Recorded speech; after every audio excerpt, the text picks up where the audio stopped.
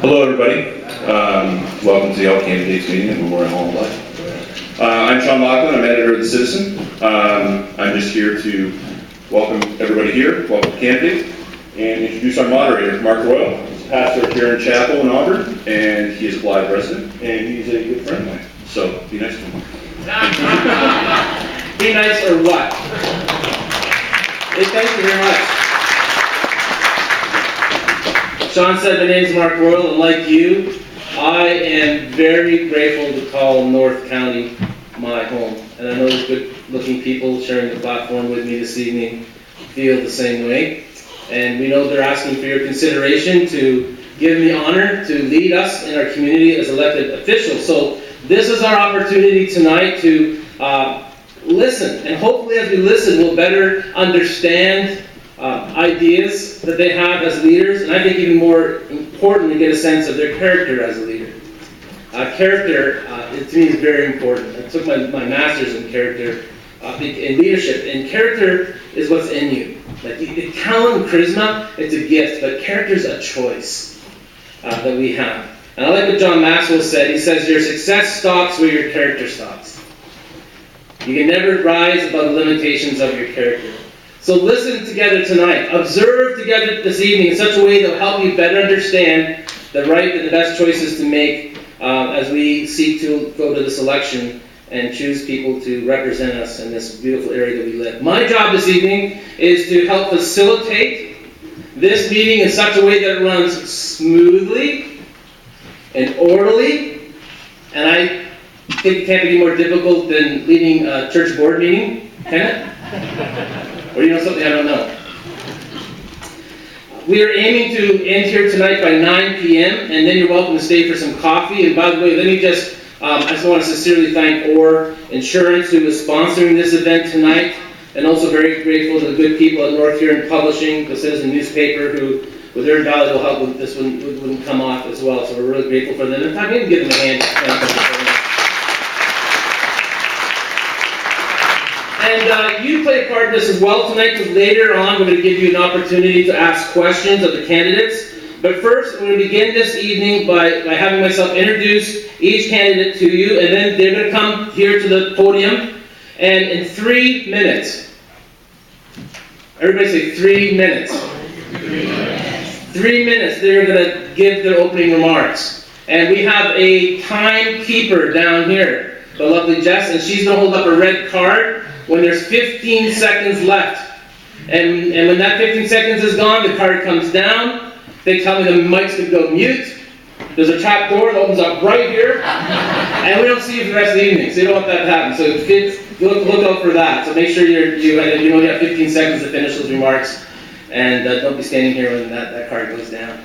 We're going to be going alphabetical order, and we're going to start with the election for Reeves. So I'm going to call Bernie Bailey first to come and share his opening remarks with us this evening. Thank you. Good evening, everyone, and thank you for your time tonight. I learned much in life as a business owner through employment, volunteer work, as a son, a dad, and as a proud resident of a small community. I know that being positive, proactive, and a good listener makes a difference. Following through on everything is one of my strengths. I like things done. Not taking years and years of studies, conversations, and no action. Make decisions that can be implemented now to benefit North Huron in the future. This I am known for, getting things done to council. I thank the many North Huron residents for the numerous conversations on a variety of topics such as parkettes, the 1419 project, road conditions in East Wawanach, right to the new Josephine Street in Wingham. I want to have a long conversation with you tonight because there is so much to share, but I only have 3 minutes. So I'm carefully selected a few points. One of the comments I hear quite often is this should have been done 5 years ago, 10 years ago, should have been done. Because North Huron has completed a strategic plan and an official plan, North Huron can now move to the heart of its biggest challenges. And here's what they are. First, the cost of running a vibrant, well-serviced municipality that is attractive to current residents and potential ones can cause elevated taxes if we're not careful. I have dedicated my time as councillor to scrutinizing the budget, line by line, week by week. and asking a lot of tough questions, and this has made a difference. The rate of tax increase annually has been kept low. This is remarkable and should be noted. As Reeve, I will continue to watch over your budget, our budget, all the while knowing more financial cuts are coming from upper tier governments and headed our way, so we need to be prepared and wise. I firmly believe that we need to develop a solid plan to bring business and industry to North Huron. There are communities around us that I have visited and interviewed in an attempt to glean some of their ideas. I have learned that in order to stand out and be attractive to business, we need to have a developed business and industrial park and be open to customized agreements, shared spaces, and creative solutions. As Reeve, I will encourage council to move in this direction. Thirdly, we need to work with our neighboring councillors, in a respectful manner. I'm proud to say I've done this. It was not easy given the circumstances, but I know I had the positive attitude and I listened well, and this too made a difference. I will continue to do this. There is much to be done. It has been hard. It will continue to be. I get that. 5, 10, 15 years from now, people will say, Bernie Bailey is Reeve, they got it done. Thank you for your time, and I would appreciate and need your support. Thank you.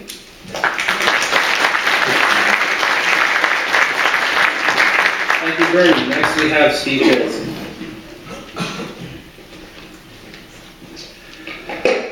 Good evening. I'm Reeve candidate Stephen Hill, and I would like the opportunity to serve the people of North Huron. If honored with a Reeve position, I will do it for free as stated in the blue flyer handed at the door. The flyer also lists several items that I feel need to be addressed before our community can start moving forward. My priorities will be to have all our facilities and infrastructure brought up to current standards. That includes removing and replacing lead pipe in our water system, fire suppression system at Town Hall so Heritage Theater and famous players can return, clear our sidewalks and walking trails in the winter, cease all non-essential spending, remove roadkill from our streets, and allow public input at council meetings and before decisions are made. Switch to the free service of the Ombudsman and video record and archive all closed sessions as the Ombudsman recommends. To the people of North Huron, trust me with this position of Reeve, I'll try to implement all the changes I've listed on my platform. It's on the back of that flyer handed out. I believe so strongly that these things can be fixed. I will do it for free, provided those funds are directed to area charities and service groups.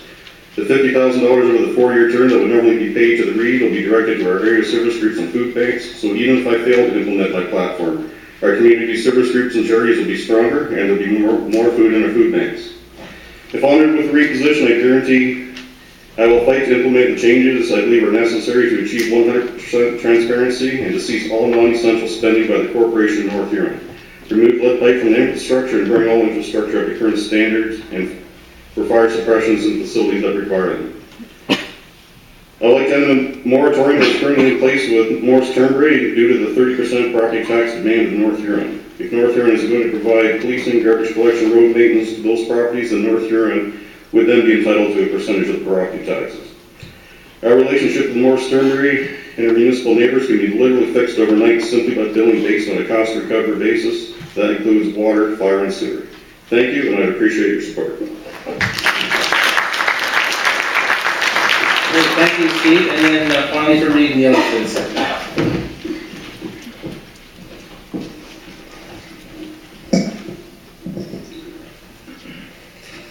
Service. It flows smoothly, almost effortlessly. Everything is nourished by it. Superior service has an ease about it. It is most conspicuous in its absence. Mr. Chair, ladies and gentlemen, I strive to serve my community. I believe in promoting my community and our people at every chance available. This is why I attend as many events as I can in North Huron to have a first-hand knowledge and a contact network. As a council, we have reason to be proud of our many accomplishments of the past term. Wingham Main Street rebuild, Town Hall upgrades, splash pad renewal, Wingham Trailer Park and Legion agreement, Reed Road landfill development plan, East Wallnosh getting its first tar and chip road, Blyth developing to accommodate ESTC students and the theater crowd, Blyth well and water planning, and last but not least, the engineering for the Mill Street storm sewer project in Blyth. Thanks to my family for allowing me to be able to drop everything at home to respond immediately when needed for township business.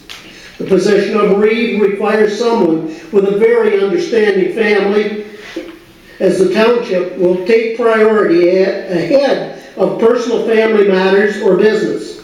All too often, this results in as much of a marriage to the township as to my wife. This job deserves to be treated with honor and respect, never embarrassing yourself or your municipality by words or actions that would reflect poorly on the township. True leadership is having all council working for the community, not just pushing my own ideas. I do not have a cottage at the lake, but I do have a farm at the river, so I'm always available when needed. My favorite Chinese proverb is, "He who throws dirt loses ground." This is why I try to stay positive, to encourage others as well as myself to sing the praises of where we live, work, and play. My experience and conscience prevents me from making false promises just to get elected. I promise to continue working to the best of my ability with my experience and contacts to get North Huron projects accomplished. And thank you to all that made this night available, and thank you. Enjoy the evening, and I look forward to the questions.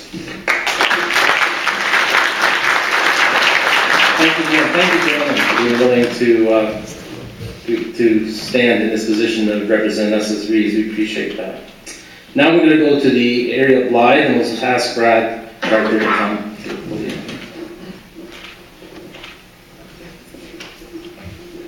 Good evening. Glad to see everybody here. My name is Brad Carter. I'm running for the councillor for Blyth. To give any promises, I will not, because they're so easy to break. What I will say though is, I have a son I'm raising by myself and doing a pretty good job. He likes the area. We've been here 14 years now. If you elect me as candidate for Blyth, I'll be a voice for you at any time. There again, emails will be out. It's in full force. My home phone number to get hold of me anytime. I'm looking at transparency so everybody can see what's going on in the council and not worry about having to get shot down or gavelled when you're up there. When it comes to transparency, it's a must in anything, even in a relationship in marriage or father and son. You got to have communications and all this. Another thing is the water, sewer and water for the Morris Turnbury and Wing. We must get that going to get employment going, because without employment, these towns are just going to dry up. I come from a town down by Chatham that did just that, dried up. Hundreds of jobs gone because people just wouldn't get their heads together and get things going. So if you elect me as councillor for Blyth, I'll be there for you. Thanks. Thank you, Brad. Next from Blyth, Bill Knott.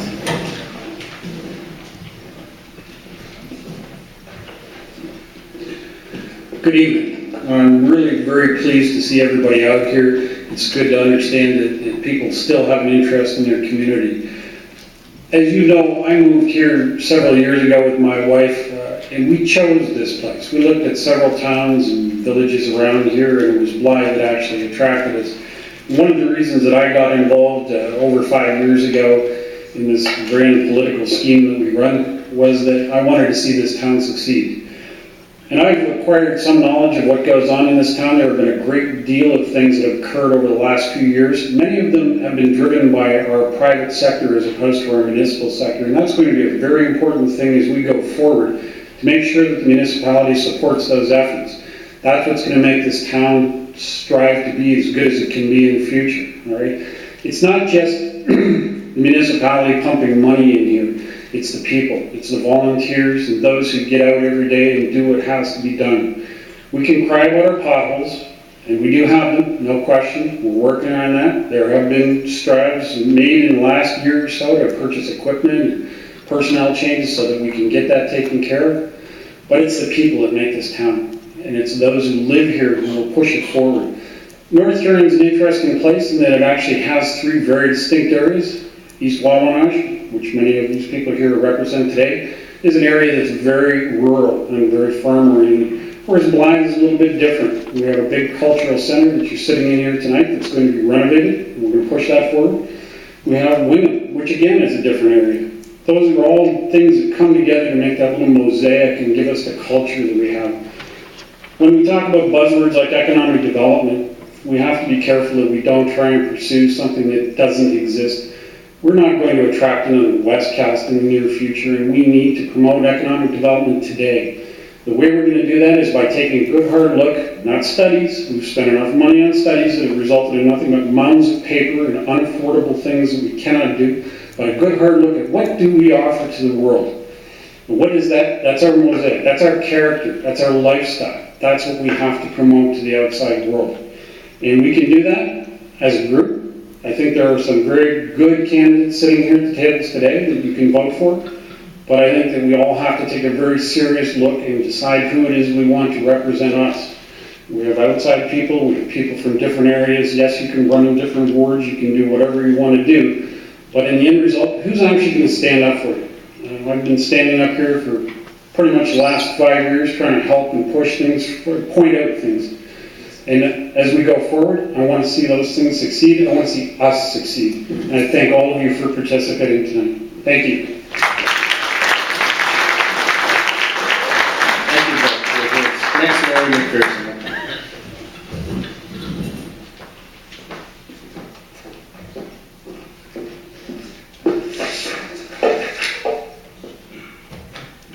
Good evening. I'd like to thank everybody for coming out tonight.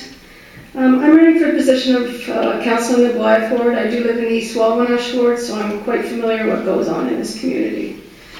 I believe my 25 years of legal experience would be a strong asset to the township. I'm a member of the Ontario Landowners Association and the Ontario Federation of Agriculture. If elected, I want to be able to give Blyth a voice. I don't think people speak up. You get put down if you open your mouth, and people frown on that. Everybody in North Huron has a voice. You should be able to come to a council meeting and have your say. What's the sense of you speaking after all of the business is taken care of, all the bylaws are passed? There's not a point speaking at the end of the meeting. We need to open the question period while the business is taking place. The township of North Huron needs to be open for business. I made a comment at the Wingham meeting last week that we're a ghost town. We are becoming a ghost town. Statistics show the population in this area is dwindling. We need business, we need to keep our kids here, they need to come back, we need to find jobs. We're gonna become a ghost town. My opinion, we live in Canada, it's called freedom of speech. I've been trying to bring an operation to this area for some time now, and it's a lot of red tape. Why is that? Why don't we open our arms to anybody that wants to do anything in this area? I feel this spending in North Huron is out of control. It needs to stop. We need to curb our spending. We're just like a household. If you can't afford it, don't buy it. We need to look at all the departments one at a time and find ways to save. Every little bit makes a difference. Whether it's $500 or $500 here or $1,000 there, it's all going to add up in the long run. North Huron also needs to be accountable for all of their actions. I'm a firm believer in the code of conduct. It needs to be created, and council and staff needs to be held to the highest standards. Thanks for coming out tonight, and I appreciate your support.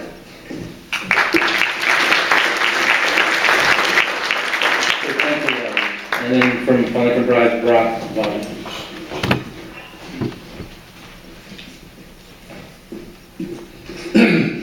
Good evening, ladies and gentlemen. I'm honored to have served on North Huron Council for the past 5 years, and I'm looking forward to another 4 years if you will give me your support. I'd like to present 6 brief statements to challenge what some of the other candidates have been saying throughout this campaign. I'm going to read them because I want to get through all 6 before I get the hook and pull off the stage. Number 1, spending in North Huron is not out of control. North Huron departments do not overspend their budget allotment. They are not allowed to do this. We have received no requests from citizens to stop any services or complaints about unnecessary expenditures.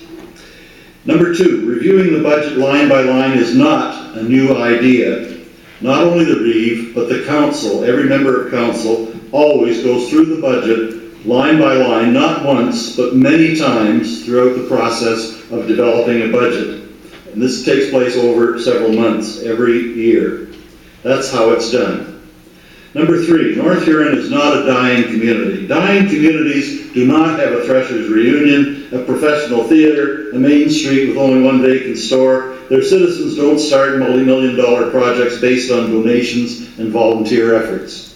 Number 4, North Huron is one municipality, but it consists of 3 very different communities known as wards. Each ward is a unique community with different goals, challenges, aspirations, and needs. We already tried the melting pot approach in the early days of amalgamation, but the 2 smaller wards were getting shafted. The previous North Huron Council did absolutely nothing to support the retention of our school. We need Blyth and East Wawanash representation on this council, for sure. Number 5, North Huron Council holds in-camera sessions only when necessary. Every closed meeting involves only matters that cannot be discussed in open council. No other business can be discussed or decided in closed meetings. Number 6, Code of Conduct for Council.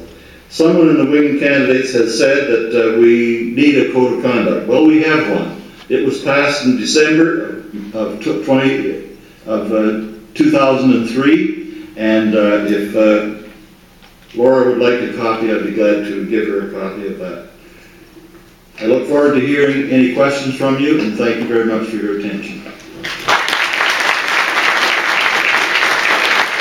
Thank you, Bob. Now we're going to East Wawanash with Terry Brake.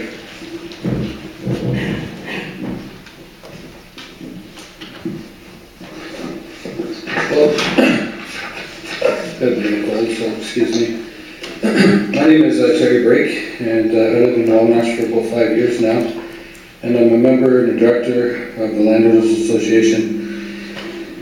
I believe I'm running for 2 main reasons: jobs. The area needs a lot of jobs, and with Lori at the other end down there bringing her hoop house greenhouse operation here, every greenhouse supplies a job, and we have 72. That's 72 jobs that's being denied as of right now because of all the red tape that's going on in here. 72 jobs that pay really well, $15 to $25 an hour with benefits, and it's being denied. We can't figure out why it's being denied. It's not a personal issue, but I think it's happening to a lot of other people. I've talked to somebody in Wigan that just opened up a store recently. He had to go through a whole bunch of red tape, and another person in Blyth. So it's happening a lot, and if you're going to want to create jobs here, you have to embrace the people. You have to open up your arms and say thank you for coming to this area. Also, we have problems with our roads, and I don't know if anybody drives on the gravel roads. I imagine everybody here is from the area, but in the wintertime, when you driving on these roads, they're not really plowed. It's a sheet of ice underneath, and a couple years ago, a bus went off the road. So what's it going to take? Is it going to take something severe, like a bus going off the road and people dying, before we do something? The roads need to be brought up to standards, cut and dry. If we could curb the people driving the graders down the road and putting all the gravel on, we could use that money for tar and chipping and making hard packed surfaces like on Reed Road. In the long run, it's going to be cheaper. Yes, it's going to cost money. Everything costs money. But you can't put a value on a child's life riding on a school bus and it slides off the road. I'll make myself available to answer anybody's questions. And my door's always open. And looking for your support on October 27th. Thank you. Thank you, Terry. Next we have Jim Campbell.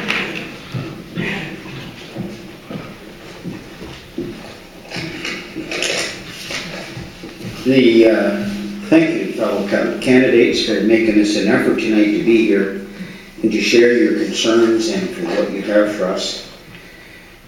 The other night I was James the First, and tonight, guys, I'm still James the First, just so you know. I've been a township resident for 65 years. My wife was one of the most patient people I know. We are the 4th generations on our farm. We have 3 grown children, 7 grandchildren. I've been on council for 20 years now. I've learned a lot, and I hope I can still learn more.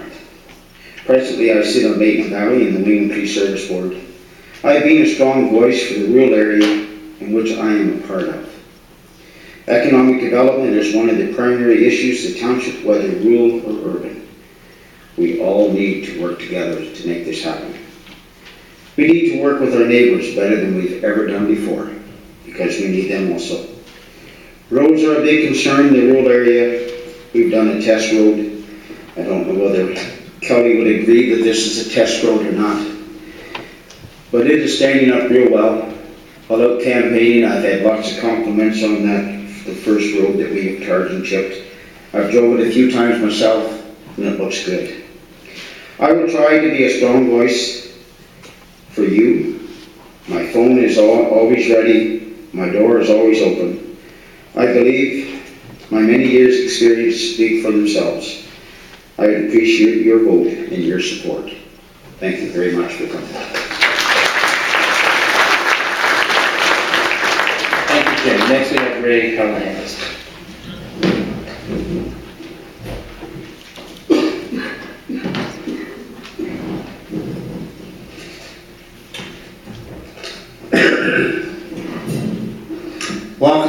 Welcome everyone. As Pastor said, my name is Ray Callahan, and I think I know most of you. But the ones I haven't met, I'll try to meet in the next short while. I've been a resident of North Huron all my life, and very interested in this community. I've been involved in farming, working off the farm for the County of Huron, and ran a small construction company. Serving a term on council a number of years ago, I returned to serve you on the present council. Being a volunteer in the Huron Pioneer Thrashers for 53 years has made me involved with several service clubs and church groups. Although I feel council has touched on some issues, there is still a lot more to be done. As a representative of the East Wannash Ward, taxes is an ongoing challenge. Good roads are essential, whether it be for agriculture, working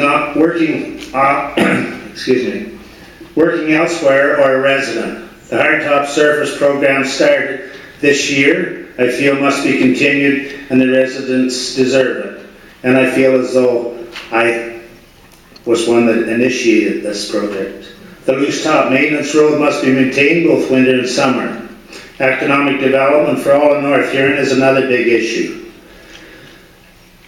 Keeping our little landfill open on Moncrief Road, at least for the summer months.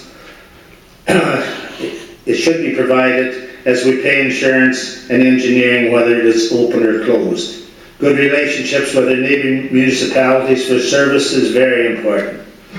I think this council, this present council, that has had some accomplishments, but I'm not here to boast about them, only to try to work at more. When I see the support of the Belgrave Fowl Supper that's been held for 66 years, Fair on 4 and activities that's happened in Wingham, pretty much shows us what kind of community we live in. I'm asking for your support to serve you on the next term of council. Thank you. Thank you so much, Ray. Next we have Jim Taylor. Come speak.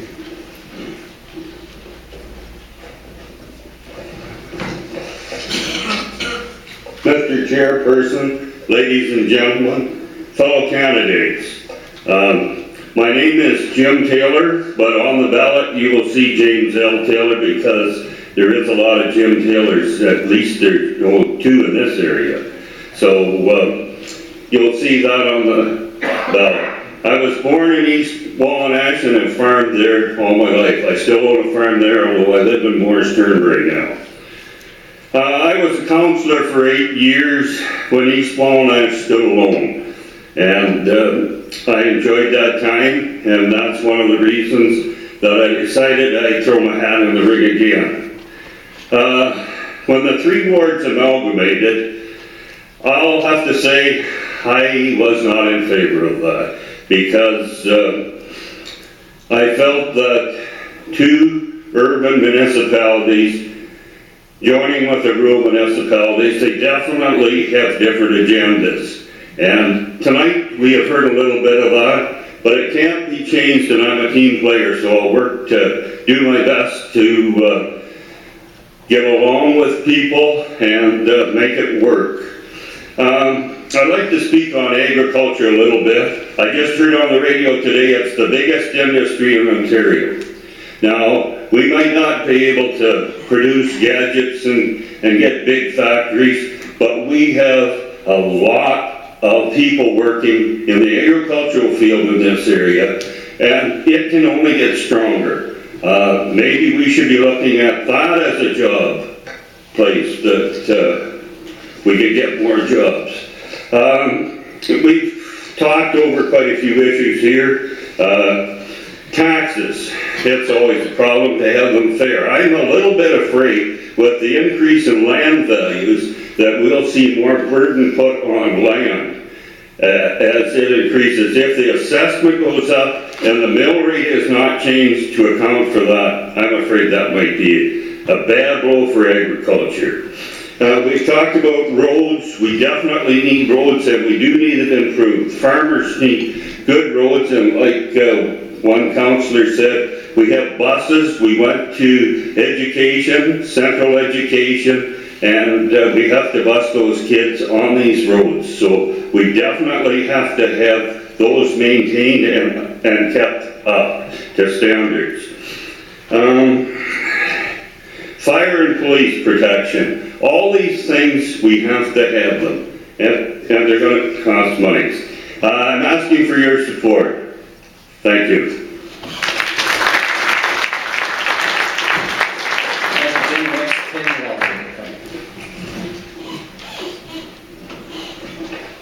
Evening, everyone. When you take public speaking courses, they tell you should make eye contact with the audience. Well, I can't see anything up there, so much for that great advice. My name is Tim Walden, and most of you either know me or my family name, as my family's lived in this community for well over 100 years.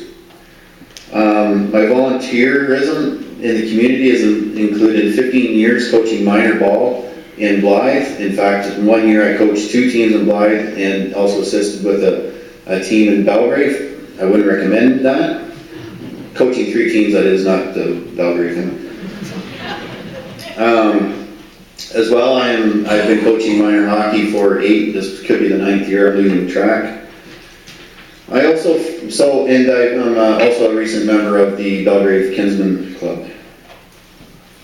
I feel that my past work experience, the 15 years I've spent at the region of Waterloo, would benefit the council and the township as well. In that work, over the last 15 years, I've supported the different departments at the region, including engineering, planning, police services, emergency management, public health, social services, to select applications and vendors to improve business processes. Why am I running? A couple of things are to help control tax increase by ensuring prioritized capital spending. I would also like to help build a viable economic plan. If we don't try to attract jobs or keep jobs that are already here, there will be no point for our younger generations to stay here, and as I think it was Lori said, our town will just keep getting smaller and smaller and eventually die. I'm not just running to represent the citizens of East Wallanosh. I'm running to build a stronger bond between the 3 wards. I'm running to build a stronger relationship between our neighboring municipalities. I'm running to build a stronger community. Thanks.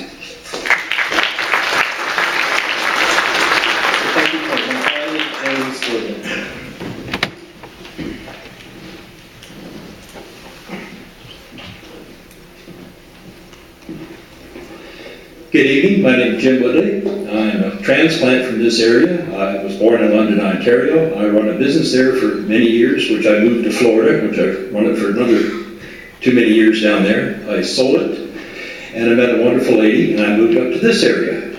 I started an auto repair business, and we also have a floor coating business that we run out of the Wingham area.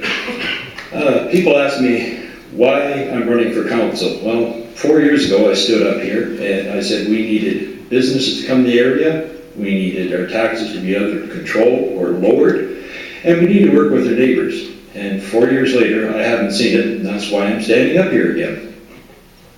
I know in the business community, our business, we sell floor coating across Canada, all over the place. Pardon my black hands, but I was working today hard. And we sell across there. We know we have to go to Nova Scotia, we have to go to Alberta, we have to go to places to sell their product. It's the same to get businesses into this area. We have to go to them, tell them we're here, pick us, look at us. We've got people that want jobs, we want good paying jobs. I'm just getting tired of seeing my friends and families, children and grandchildren moving away by hours or even days of drive. And it's not right. I just think the family unit should be sticking together. Excuse me. So pretty well, that's why I'm up here. I want to see our taxes lowered. I see my taxes going up and up and up and up, and I sit there and wonder when it's going to quit. I just can't afford it. Also, every day we see in our business, we see people coming in crying for jobs. They want a job, they want to work, and I just feel so bad that I can't tell them. And also, I want to work with our neighbors because if we're all in this thing together. We need to have them as much as they need us so we can develop this area. Same as the farming community. We need to listen to the farming community to help them to find out what they need to make their business succeed too. I'm not a farmer, I'm a business person, but business is business. Other than that, that's about all I can say to you, and thank you very much for coming up. Thank you to those folks for, again, willing to step forward and lead and speak to us this evening. We're going to switch to the Avon-Maitland District School Board Trustee, and we're going to hear from Mike Sternke first.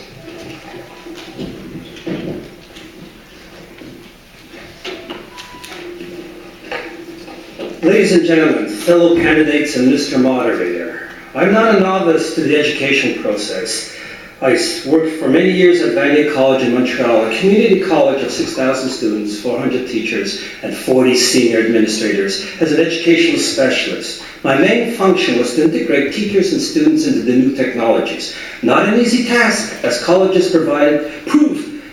teachers proved to be an independent lot. Constant talks, meetings, workshops, and budgets, persuasion and tact were necessary but not always successful. From the chalkboard to the smartboard, from the typewriter to the computer, from the projector to the TV screen to the internet, it was a never-ending task to keep up with the ever-changing innovations in technology. The learning curve was Himalayan.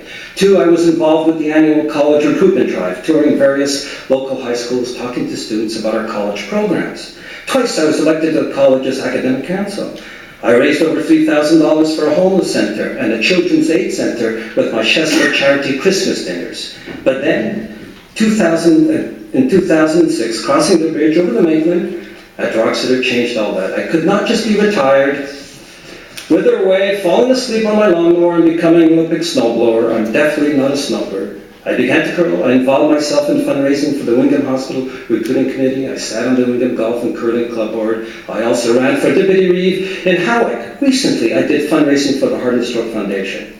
We all know that education is a difficult endeavor. It is in the news constantly. Everyone has an opinion, either privately, around the kitchen table, or publicly at PTA meetings. But I believe that it is with your school trustee and the community that local education issues can be raised and resolved. It is with your school trustee and the teachers that we can continue the drive towards excellence for all our students. It is with your school trustee and the Ministry of Education that we can maintain the integrity of the educational system. In conclusion, we have to prepare our kids not only for core education, but to provide them with the skills and the confidence to deal with the ever-changing world. Therefore, I ask for your support to be your school trustee for North Huron, Morris River, and Howick. Thank you. Thank you, Mike. Our other candidate is Colleen Schenk. Wasn't able to be here, but sent a worthy representative, I'm told. I'm sure worthy. Do my best. Thank you very much for allowing me to deliver this message on Colleen's behalf. A family emergency has arisen, and she's with family in Boston. Colleen is very honored to serve as your school trustee, and she has asked me to deliver her sincere regrets that she cannot be here this evening. Colleen and I have lived in Huron County for 37 years. We've raised our 3 children here and now our grandson. Colleen has been a school trustee for 19 years, and she has served multiple terms as the chair and as the vice chair of the school board. She was elected 4 times as the president of the Ontario Public School Boards Association, which is the main group that advocates regarding education to the government. At that time, she was serving as president. At the time that she was serving as president, Kathleen Wynne was the Minister of Education. So Colleen has considerable experience at working personally with Premier Wynne and with the other MPPs to speak to the unique needs of our area. Colleen graduated from Ryerson University as a landscape architect, and she then worked for the Ministry of Natural Resources designing provincial parks. She's a very community-minded person. She was a founding director of MAD Huron Bruce, of Habitat for Humanity Huron County, and she served as a director of Huron Employment Liaison, the Wingham Planning Advisory Committee, the Figure Skating Club, and the Foundation for Enriching Education. In Colleen's own words, "It is an honor to serve you as school trustee. I take great pride in representing you on the Avon-Maitland District School Board and in working collaboratively with my board colleagues and our excellent staff to ensure that students are getting a world-class education. It has also been my privilege to ensure that our unique concerns are taken into account at the provincial level through the Ontario Public School Boards Association. Over the past years, we have faced some substantial challenges, including declining enrollment, the changing needs of the workforce, and tight budgets. Fortunately, we've been up to the challenge, and I am proud of what we have accomplished. A new state-of-the-art elementary school that provides an improved environment for learning and an enhanced range of opportunities, full-day early learning, specialist high-skills majors to enhance pathways to the trades, and balanced budgets without sacrificing prior programming. Those of you that know me know that I am a proud part of this community, both inside and outside our schools. I regularly attend school committee meetings, fundraisers, graduations, and other events. My own 3 children are products of our system, and my grandson is on his way. Please feel free to call me or email me. My door is always open, and I ask for your support once again this year. It is all about the kids. I would say that I have observed as a husband that Colleen has worked towards 2 principles in all that she has done. The one is that she has always worked towards an education system that tries to provide special education for every child by trying to recognize and satisfy each student's individual strengths and needs, be it support, enrichment, trades, or whatever. The other is never to forget that it is all about the kids.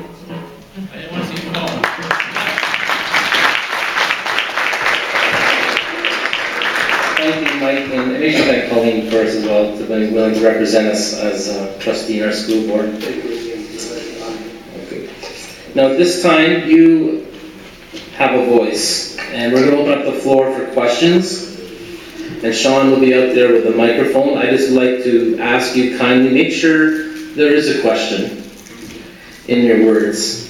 And please keep your question with a great measure of courtesy and in a concise manner. In other words, try to get to the point and treat our candidates and one another with North Huron County neighborly respect. So when you have a question, I'm going to ask you to state your name. I'm going to ask you to direct your question to what candidate or candidates you would like to ask, and then finally your question. So this time, Sean, you were out there. Right here. Name's McPherson. I got a yes and to all of you.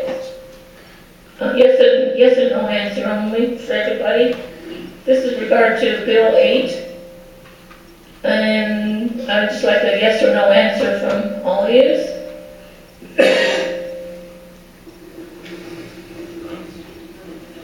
Do you have? Don't understand the question. Okay, this is Bill 8, Catherine, when reintroduced the bill in July. Maybe Steve Hill might know about it, I'm not sure. About transparency. Pardon? There's an article in the Goderich paper about it, and they suggested ask the candidate. So I'm asking a question about Bill 8, if anybody knows anything about it. Could you say what Bill 8 is, from your understanding? I think there's some confusion on what that is. Just they've reintroduced Bill 8.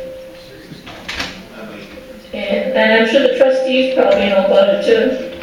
And all I want is yes or no answer. Are you in favor of Bill 8? Bill 8 is it's the legislation that's been reintroduced that would give ombudsman power over municipal government, which they would have to pass, so that people could lodge a complaint to the provincial ombudsman. And it would also set fairly high standards as far as transparency of record keeping of meetings and deliberation.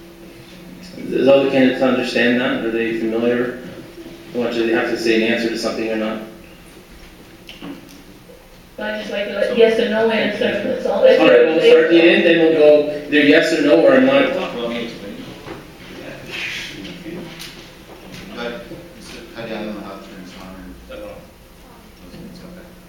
So I think what you're talking about is the bill that was passed to improve transparency of government, to make more government created data available to citizens in general. Is that what you're saying? And so, do you want to start over there? Well, we can start, if you're talking down this end, we can start beside you there and we'll just go through. Do you agree with it, yes or no? So in my experience at the region, I was part of a team that created policies for an open data initiative. And so what this is making data or information that the government gathers and creates available to the public. And this is a large movement across all municipalities and forms of government across. Well, why don't we start with James then, down, and just you can give your answer and we'll answer the question that the way you asked. Are you in favor, yes or no, to everybody? Oh, so do we support it? Yeah. Yes or no? Yes, yes. Yes for me too. Okay. Yes, transparency. Yes. Yes. Sure.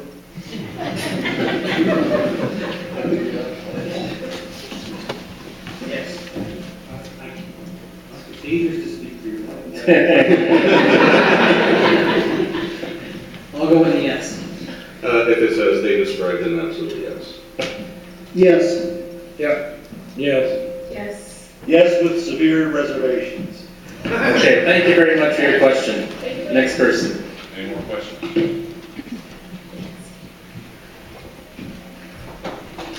To clarify though, it's any information that the government collects as long as it doesn't include private personal information. You can have your name, please. Sure. My name's Rodney Galbraith, and I'm a candidate in Wingham Ward. I'm here because I'm concerned about North Huron. Last Thursday at the All Candidates meeting in Wingham, I said that I would not support a budget if it was in excess of the annual rate of inflation. Now, other than Jim Woodley tonight, I really haven't heard a comment about taxes. I've heard lots of comments about being fiscally responsible, and I know the incumbents that are in here have been, for the most part. I'm not going to name anybody specifically. I would really like to hear from the candidates, all of the candidates. I'm going to exclude the school board trustee candidates on this question. When you say you're going to be fiscally responsible for the taxpayers' money, that's everybody here, could you be a little more specific, please, and tell the people exactly what you mean by that? So your question is, who's it directed to? Everybody? School, it's up to the school board. Yeah, I direct it to everybody with the exception of the school trustee. You can question the question part just one more time, sure. We're talking about taxes. Right, but the question when it comes to... Yeah, with regards to a budget, when you approve a budget, you're saying that you're going to be fiscally responsible. Well, I mean, I could go $10 million over the proposed budget and still justify myself as being fiscally responsible. Okay, so you want to... Could you be specific and tell the taxpayers what you mean by being financially responsible with taxpayers' money? All right, who would like to?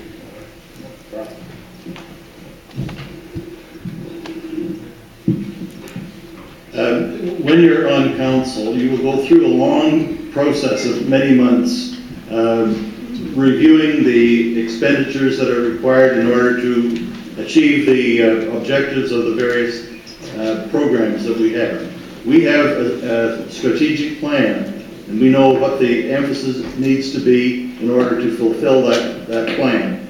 So we go through the process, and at the end of it, as we're getting near to deciding on what the expenditure level is going to be and what the taxes are going to be, then you decide what is fiscally responsible. Maybe you have to raise the taxes a little bit in order to achieve the goals that the community wants and needs. Maybe you can reduce them. That comes out in the wash. So it's not just a matter of starting out saying we're going to reduce taxes. You've got to justify that. Okay, thank you. Anybody else like to answer that question? Go ahead. I would love to see taxes reduced. It's not going to happen this year, probably not next year, but I hope at the end of the 4-year term, everybody will see some form of tax reduction. We have to find some place to save some money. There's got to be somewhere. Don't have to get rid of services totally, cutting them a little bit. We can all live like that. You do it in your own household every day. We all cut corners. The Township of North Carolina is no different than being at home. Okay, Neil had his hand up. The taxes are what? Getting fair value for what you're spending. And if you're being compliant with supplying a service, sometimes it costs more than we'd like to pay. The thing is, we've talked about having to follow the rules, and municipal government has a lot of rules that you shall follow. The one thing we talked about is, well, we'll have all sidewalks taken care of, and one thing and another. In our budget discussions, council would probably like to be able to spend twice what we do. We scrutinize and try to get value for the money, the things that are absolutely needed by our ratepayers, and that is why the budget process is so nerve-wracking, so hard to come to, because there's always those services. Well, I can maybe do without this, but my next door neighbor maybe can't. So that as a councillor or head of council, you take what you believe is the bigger good for the municipality and you vote for it.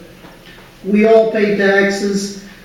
We'd love to get away with less, but it's a reality that I live with. And Bernie to address this question.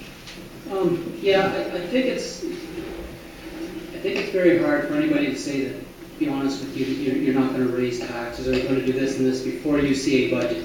Every budget is different. Every year there are different things that come up. Things that you can do to hold the budget in line is not to allow fires to corrupt or become. Don't go over budget on any item at all. That's the reason you put a budget together. It's going to cost X amount for this and this and this. When you come in to be 6 months after your budget's made and say, this and this and this happened, we've got to spend all this money, I go, no. You made your budget. You knew that was going to happen. There's no such thing as fires unless there's really a fire and a place burns down. So in all fairness to everybody, it's what you folks want and what we can deliver based on the money we have to do it with. But in reality, every budget has to be scrutinized, scrubbed as they say, and where can we go with it? And that's just the way it's going to be. Okay, take Tim. Sure, so control tax increase by prioritizing capital spending. I I'm new kid on the block, so I'm not going to comment to how money was spent in the past. I'm not aware really of how those decisions were brought about. But what I would like to see is any kind of projects or capital expenditures prioritized. So just because one ward got 1 or 2 projects this year doesn't mean all the other 2 wards gets 1 or 2. We have to prioritize with what limited budget we have. And also replacing old processes with technology where possible. I see this every day in the job that I do, where people save time and money. Okay, thank you. Thank you for your question. Oh, yeah, okay, we'll have one more. Okay. I just want to say that I'm not going to accuse anybody of having overspent on their budgets necessarily, and it is a very long, difficult process. I've watched it several times unfold. You are not going to reduce taxes overnight. Some of the initiatives, like road resurfacing and so on, are aimed at the long-term idea of reducing costs. Unfortunately, there's going to be a bubble in some cases initially where we're going to have to spend money that maybe we don't want to, but we have to get it done today. It won't get any cheaper 5 years from now or 10 years from now. So the biggest issue will be trying to find those places where we can get government grants, if they do exist, or any source of funding outside of taxation. But I'm not going to say that council in the past has necessarily done a bad job. We just have to do a better job, and perhaps those priority issues that we've talked about or other people have mentioned, we've got to really look hard at those and decide whether they truly are priorities. Okay, Steve will finish this question for us. I don't know if taxes can be lowered. It's doubtful, but I'd like to see a tax freeze. I'd like to see all non-essential spending stopped. We don't need buy bumper stickers, vanity pens, extra toys for town staff. And we need to start comparing our municipal performance management program results with the surrounding areas. Our winter road maintenance and parks numbers are double to triple most of the surrounding areas, and we need to look at why that is. I think the tar and chipping that's been mentioned may be able to help bring those road costs down. But until we get numbers on which is more efficient, whether gravel is cheaper or tar and chipping is cheaper, can't really make that decision. All right, how many of you consider those budget? It's a good question. Good, thank you. That's a good question. Next question.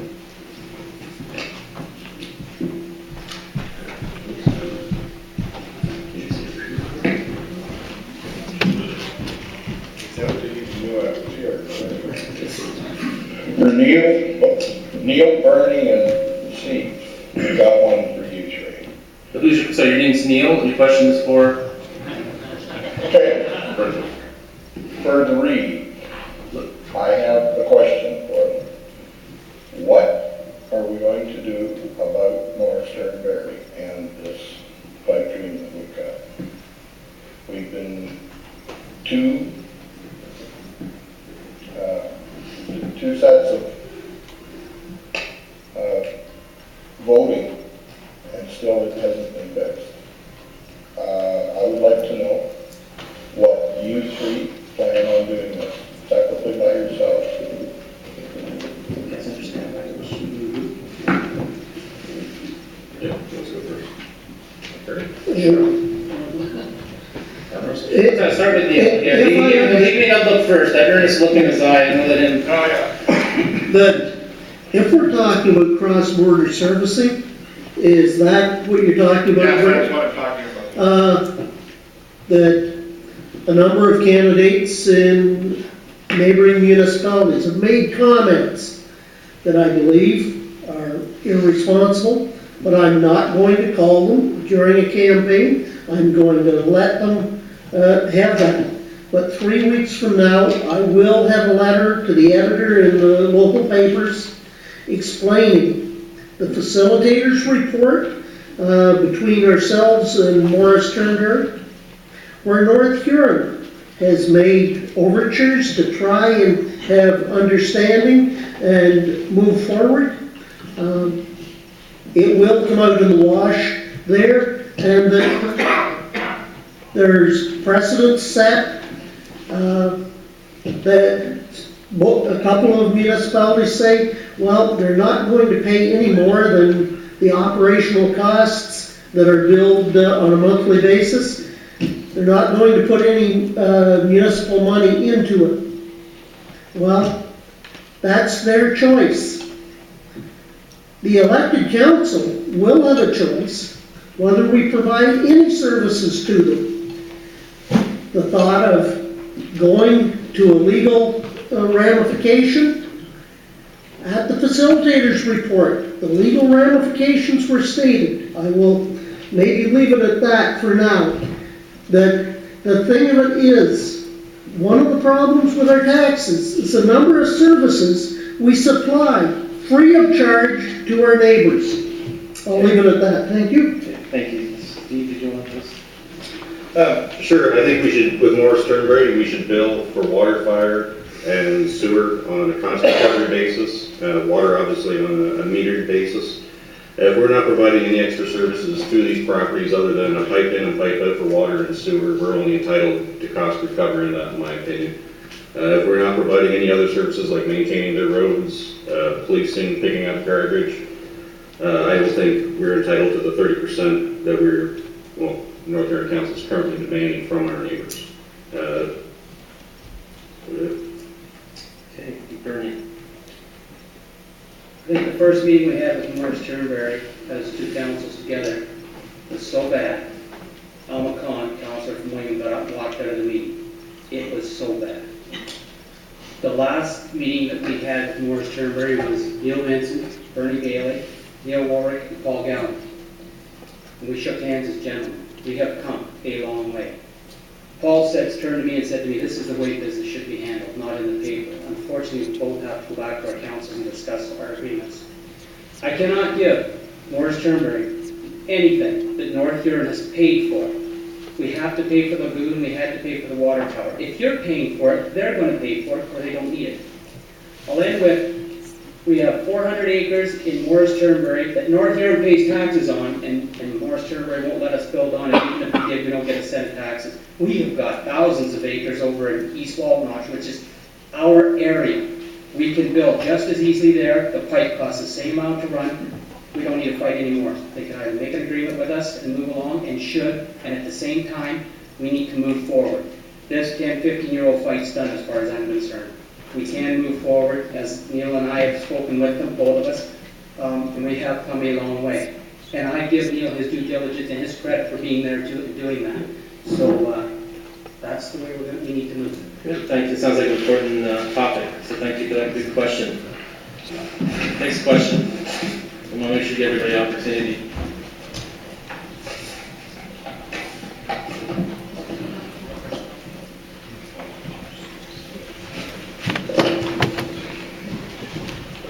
This question is for Mr. Hill. Can I have your name first, please? My name is Bruce Stamen.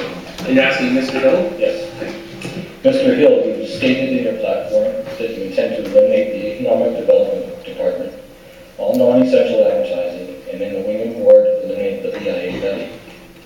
Blyth 2 depends on benefits from the support of the Economic Development Department and the Blyth BIA levy. What positive message of support can you give to the Blyth business community that you won't take these services away from them? Did you understand the question? Yes, I don't believe I've ever said I want to get rid of the Wingham BIA department. I want to get rid of the levy, at least make it a volunteer thing, so the ones that want to participate can, and those that don't want to participate, put money towards the arches or road lights, aren't forced to do so. The Blyth BIA, from what I understand, raise money from fundraisers and private donations to do their lights. I think the Wingham BIA should do something similar. Okay, thank you for your question. My name is Lisa Herndon. My question is also for Stephen Hill. If you win, with all the negative slant, the belittling of the town employees, and the personal ridiculing of councillors, will that stop being focused on the Wingham Free Press? And if you do stop it, do you believe that will begin to repair the damage you have done to North Huron's reputation? You would have to ask the editor of the Wingham Free Press that. So much for transparency. Chairman, we cannot hear the questions at all. You can't hear the questions from the people out in the... No, and the people on the stage are not hearing either. Okay, how many are having trouble hearing, just so we have, okay, so we'll make sure we have people speak clearly, make sure that the microphones, thank you for bringing that to our attention. Next question. So we'll get you to speak clearly, sir. Okay.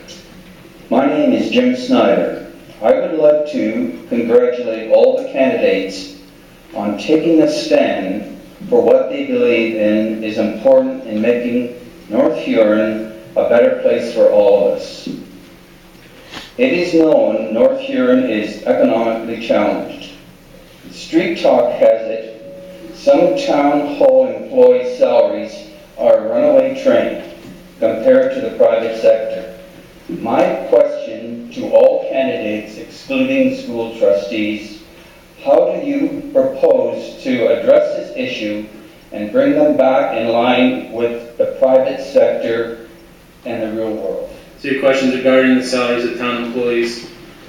So maybe since we're all candidates, if you just want to raise your hand if you want to answer that, okay, please go ahead. Very. And speak up, obviously have to speak clearly, and they're having trouble hearing, so they keep it. I believe that a wage freeze over the next 4 years, and a permanent wage freeze, and I think every department needs to be put under a microscope. There's money to be saved, and we just went through one of the worst recessions, and they actually got a raise. Most of you people, like a lot of people lost their jobs, and they got a raise out of it. So I think what has to happen is a wage freeze, and then go by sector, like how much does this person make? Like, say a road guy gets $80,000 a year here, but Morris Turnberry is only getting $70,000. Why is he getting more here versus that area? And the benefits have to be looked at also. It's our money. We're paying the taxes for these people to work.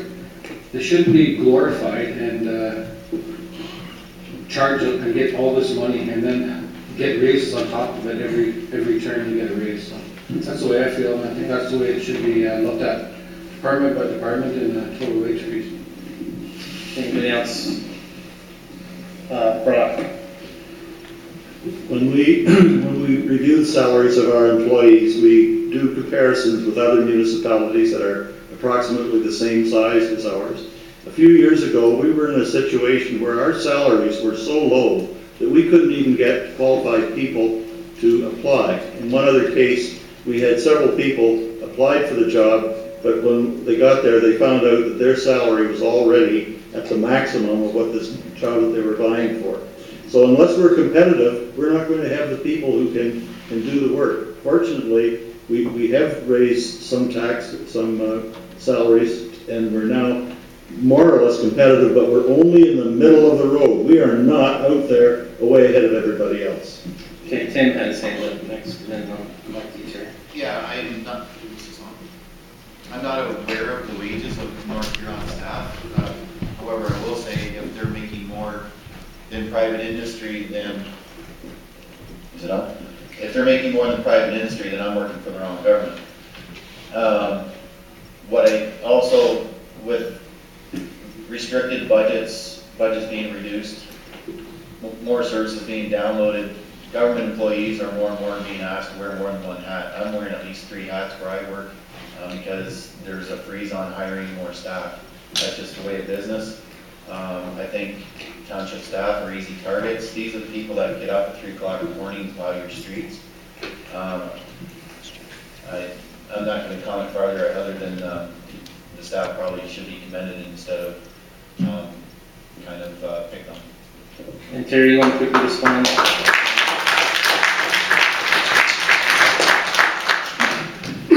I get what Brock is saying about comparative with other townships and everything else, but this is a huge township with a population of under 5,000 people. Our land cost here is a lot cheaper than in other areas. And you take our cost of living here is a little cheaper than somewhere else. So you got to put that factor into it. Just because they're making, say, let's just take an example, $50,000 in Kincardine. Well, it costs a lot more to live in Kincardine than it does here. So the $50,000 that they're getting here, and then all of a sudden they say, we want $50,000. That $50,000 that we're giving them, it's overpaying them because the cost of living is much cheaper here. So we have to look at that aspect when we actually look at every department and go through the books. I think that's the way to do it. Bernie had this. You know, Jim, that was an interesting question. You started out with rumor on the street. We can't go by rumor on the street. So thank you for bringing that up. We look at our staff, we look at their budgets, and we do, and I agree with Brock, we do go through it. I think they're in line. I think they're fine. Before I got on council, I had the same attitude as everyone else. I have been here 4 years now, and I have looked at everything and will continue to look at everything. And I just found it interesting the folks that talked about different things when it's a rumor. We must deal with facts. Thank you. All right, and then Neil. But when you go through matrices of all around you, in the full circle around you, some may be from areas that they can live even cheaper than us. But when we are basically towards the middle, there's a lot of places that we aren't quite at the middle of what they can. Yes, we are a smaller municipality than a number of them.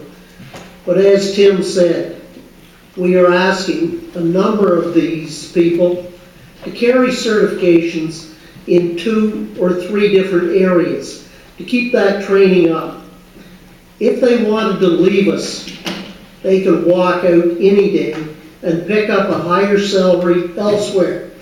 Do we want the job of continually training people to move someplace else? And that's where you go if you don't give a fair wage. One of the things that I'm surprised, and I'm throwing it in, is we haven't been questioned on the salaries of council. This council has not taken any increase in salaries in 8 years that I've been here. That's the dedication of the people that have been doing the job. Thank you. Before we move on, anybody else? Okay, please go ahead, Jim. Bill, keep coming, Jim. Let's go. I think that our job in the next 4 years and continuing on from there isn't so much to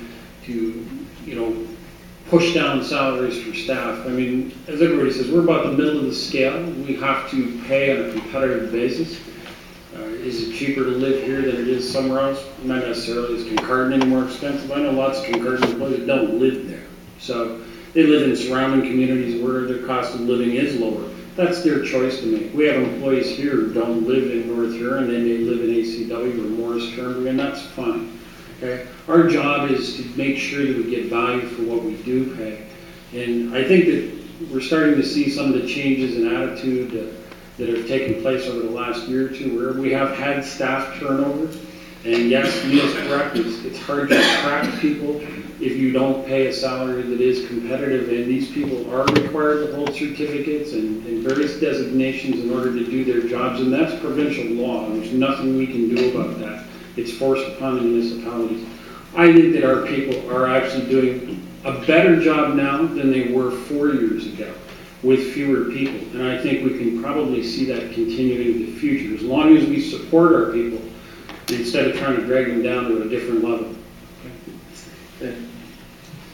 All right, you guys are doing very well, asking great questions, obviously. So good for you. We have another question. My name's Keith Richmond. This is for Lori and Brad.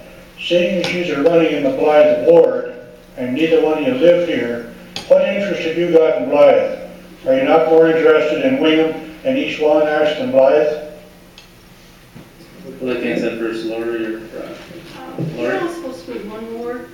We're all here together. We're supposed to work together. You have something you want to deal with at council? Let me know. Nobody wants to speak up because you go to council meetings, you get shot down. People in the community look down on you. I'm here for a voice. Got something to say? Let me know. If you don't worry about it. Hey, Brad.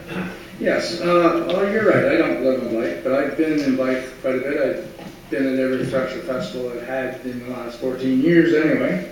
I've seen it grow. I like the way it's growing. Wingham, all I see is it's going down. When I moved there, they had a fall fair. Now what do they have? Muskrat Festival. That's pretty much it. I like to see stuff grow. Like I volunteered a lot of my time for years and years for the Scouts and Cubs.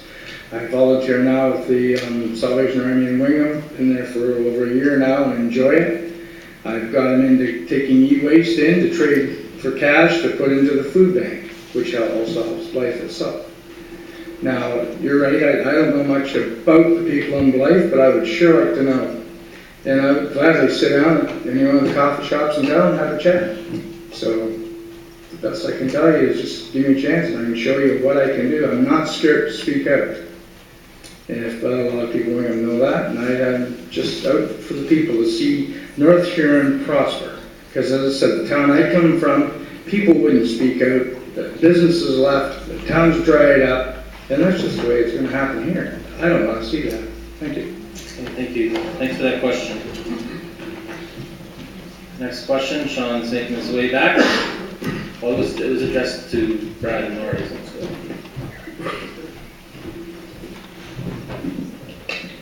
Yes, my question is for... What's your name first, please? I'm Robert Carth. I'm running for North Huron. And my question is, drawing industry and new business to North Huron. What is the formula? And do you believe that social media is a help or a hindrance to that? So your question is addressed to, again, sorry? It's addressed to open panel. So, and your question is regarding, is social media a help or a hindrance? To drawing in new industry. New industry. And what may be the formula? Okay, so I'll go by show of hands again. I'll get Neil over here first.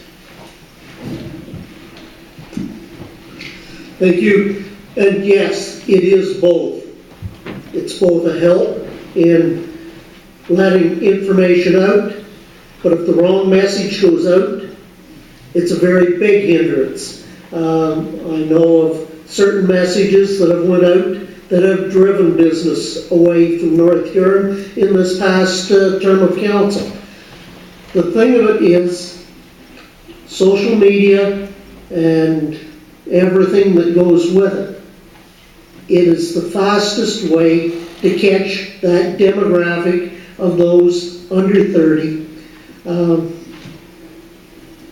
I'm not sure exactly how many of those are entrepreneurs enough to be able to move into an ownership position, but there will be some, and I know that there's some businesses that social media is a quicker way of them moving through their needs for what they want.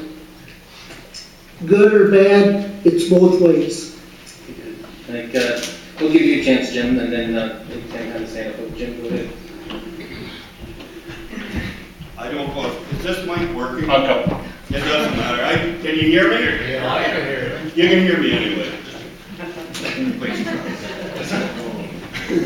Probably you won't want to hear me. As far as industry goes in Ontario right now, it's going to be tough. The price of hydro is going up, and the fuel is up. It's maybe dropped a wee bit, and we're quite a piece from the 401. I can't really see big industry setting up in this area. I hope I'm wrong, but that's just the way I feel, and I think we got to look elsewhere. As far as producing products, the foundry in Wingham's having a hard time right now. Layoffs and one thing and another. All manufacturing is going to be really tough in Ontario. That's the way I see it, and so I think we've got to start looking at something else. We're not going to get it there. That's my opinion. Okay, and Tim or Jim, you have your hands up? Jim? Tim. Well, I guess I was just going to comment to the wider question of technology. So you say social media, that can be utilized to attract business here. If you look at a couple great examples in the wider community, so in Wingham itself, there's one of the leading edge GIS consulting firms, Huron Geomatics. These people do consulting work from the Bruce Peninsula down to the GTA. Well, in fact, they've even done consulting work out in BC. So in today's world with the internet and whatnot, you don't need to be located in Toronto. We need to attract people here because this is a great place to raise a family. As somebody mentioned earlier, cost of living is slightly cheaper, so why not move here and earn the same amount of money and spend a little less for housing? Food and gas still cost the same. But another example is, I can't remember the company's name in Brussels, with a recent acquisition not too long ago. They became I believe they're the world's largest icon developer. If you're not sure what I'm talking about, they make icons to go on web pages and things like that. And so that's right in Brussels. So high-tech industry is here, and hopefully we can attract more business like that. A lot of our young people are going to school for this business. Why not try and attract them back? Yeah, to answer the question there, you're saying about the media. Bad press drives people away. Businesses, everything like that, good things. Somebody, how would you put it? If you hear good things about the area, then people think positive. You hear bad things and they think bad. So the small business is what's driving the economy right now. It's going to drive this area. We're going to have a General Motors plant in here? No. But can we have a lot of small little plants in here to get jobs? Yes, and that's who we have to go after. But if they're hearing bad things all the time, and I'll just go because we are a national company. We're with companies based out of the States, which is all over the world. And I get heat from them all the time. They say, well, why are you in Wingham? And I keep saying, well, why not? Our operating costs are cheaper. We can ship from here any place in the world. We have great people around here. And I defend it. And when we hit the board meetings and stuff, they listen to me and they say, okay, continue on, keep going. But that's what we need. We need good press. We need positive thinking and tell people in the world, hey, we can grow here. Okay. Sean, how are we doing for time? Yeah, we're at 20 after 8. 20 after 8. Okay, another question? Yes, okay, we have just one more question. We're going to have Bernie's going to answer that, then we'll go to the next question. Just on that social media, I think it may do a great deal. We have great social media here in North Huron. We have the DIAs both in Wingham and Blyth. We have the North Huron sites. We have Pick Wingham sites. Unfortunately, we have Steve's Wingham Free Press site.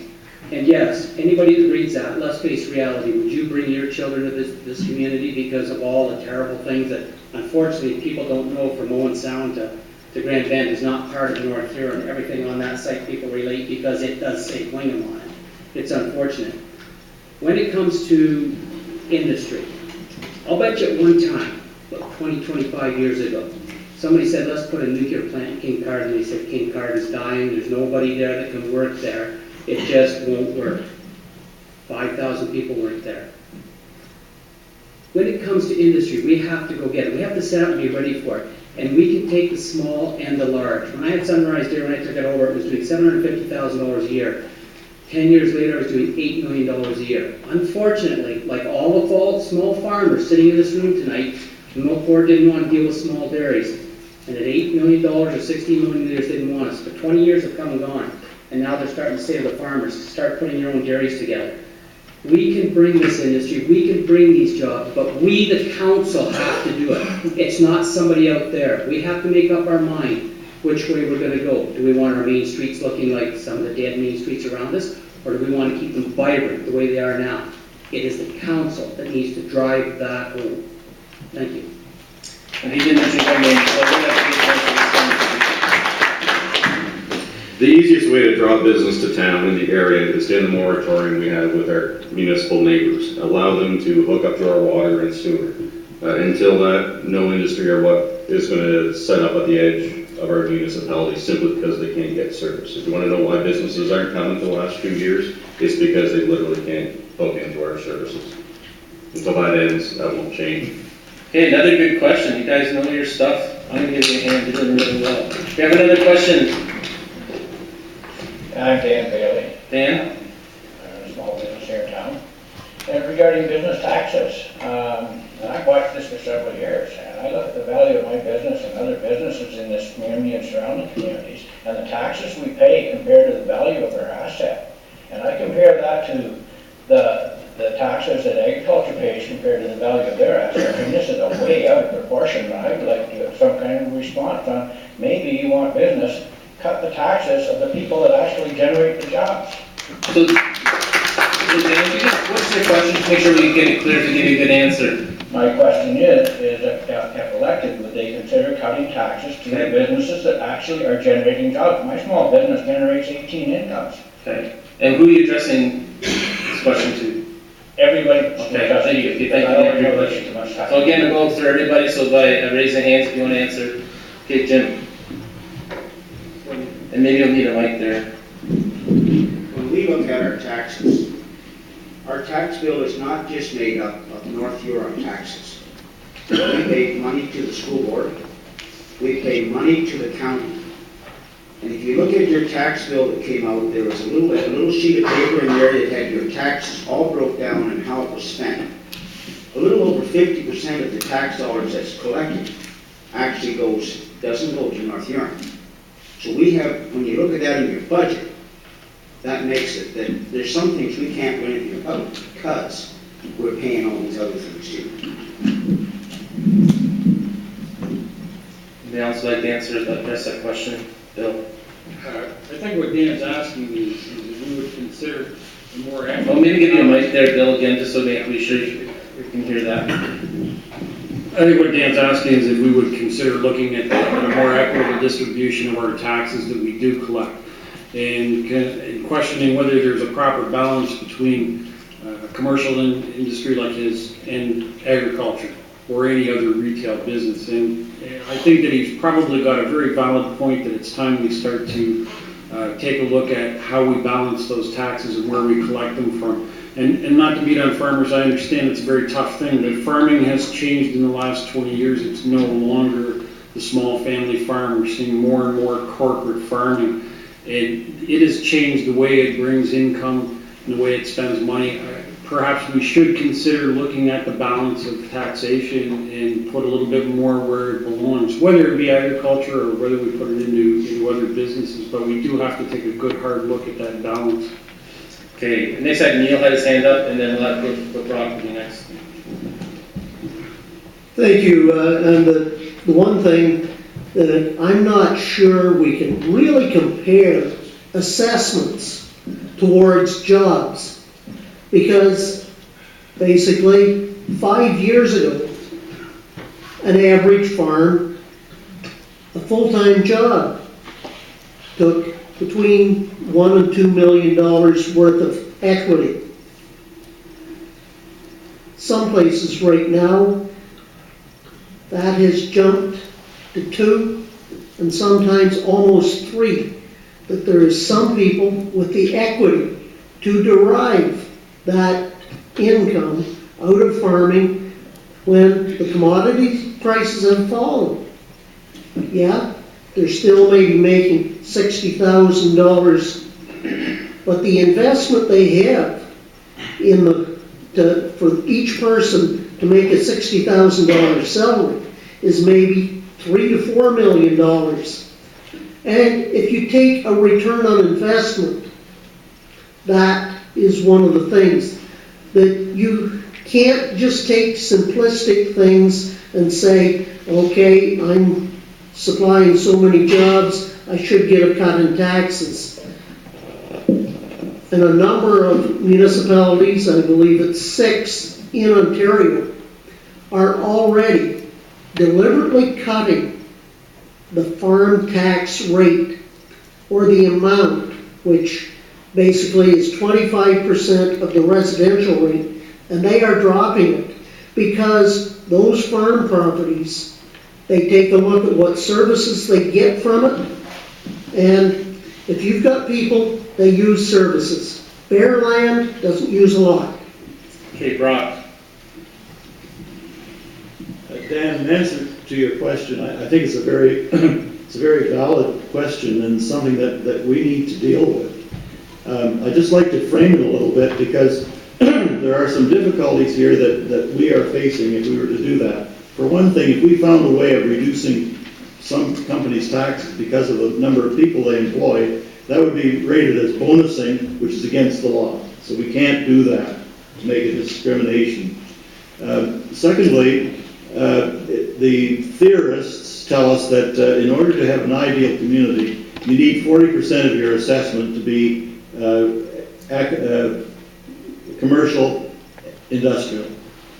In Huron County, there was only one community, in the study that we did a few years ago, there's only one community in Huron County that reached that goal, and that was Hensel, a small community with a lot of industry.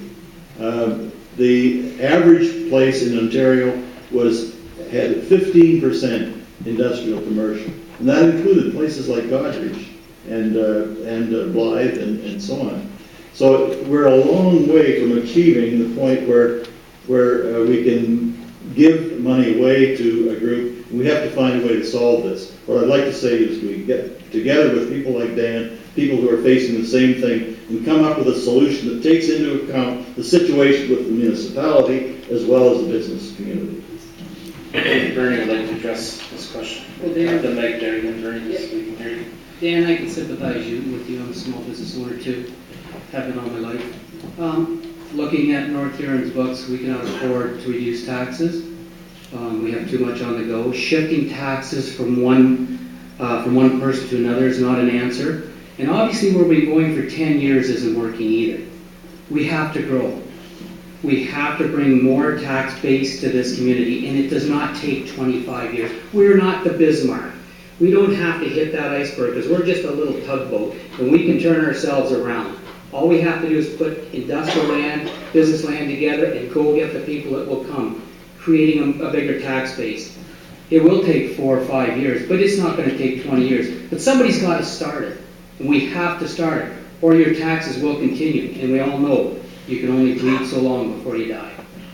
Okay, Jim Taylor. Yeah, I have that pamphlet here with the breakdown. And I farmed all my life in East Wallina, and my wife worked to support my farming habit. So hopefully we've gone through that period of cheap food and expensive entertainment. So as far as, like Neil said, farmers need millions and millions of dollars. Maybe you have too, I don't know.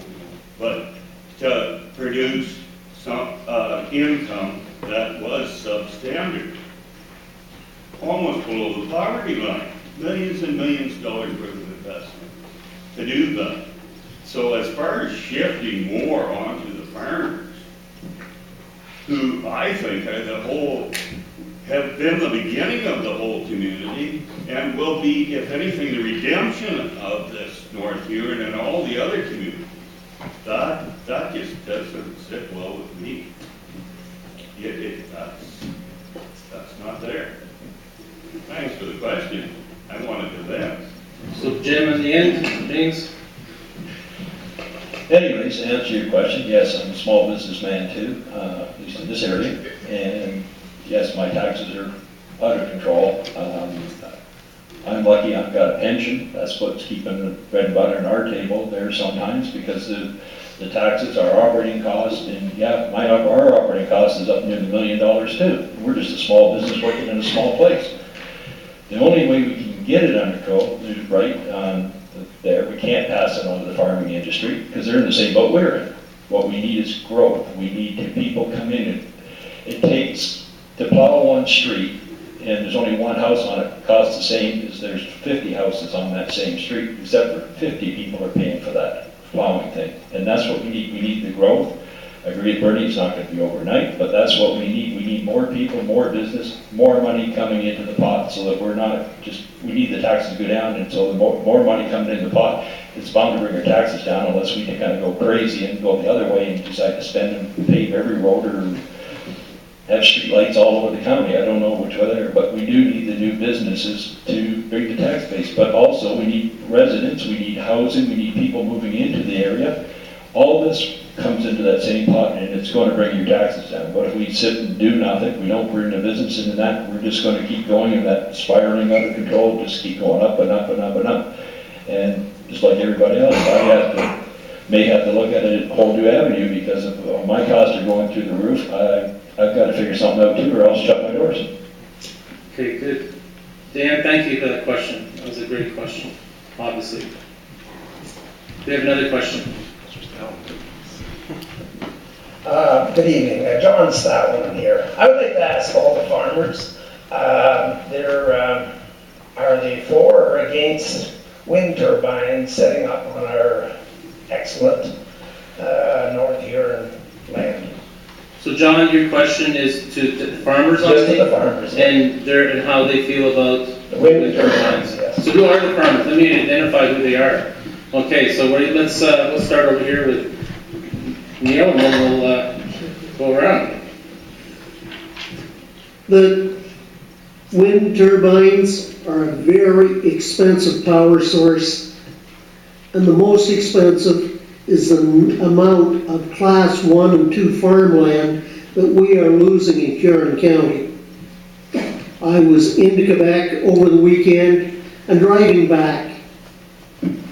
This was still the best farmland that I've seen. There's a lot of places, class 4, 5, 6 farmland, they maybe wouldn't have quite as much wind because there's scrub bush on top of rock.